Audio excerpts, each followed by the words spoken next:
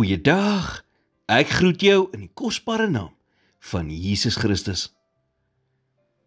Moses het vir 40 jaar lank sy skoonpa se skape versorg.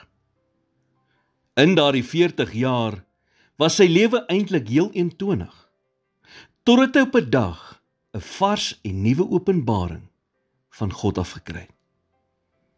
Vir hom was dit 'n dag wat begin het soos al die ander dae van tevore.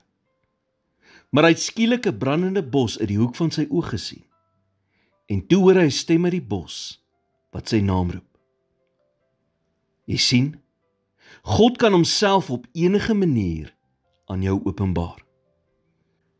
En een van die gevare vir Christene wat al lank die Here dien, is om te dink dat jy presies weet hoe God werk. Jy probeer eintlik God in 'n boks sit, maar daar is geen boks groot genoeg om hom te kan bevat nie. Hy sê in Jesaja 55 vers 8, want my gedagtes is nie julle gedagtes nie, en julle wee is nie my wee nie, spreek die Here. Net soos Moses, kan ons soms vir jare doelloos ronddwaal, sonder om te besef watter groot dinge die Here deur ons lewens wil doen, en wat hy vir ons in gedagte het. Eintlik moet ons elke oggend opstaan en God vertrou vir 'n nuwe en vars openbaring in ons lewens. Ons moet doen wat Moses gedoen het.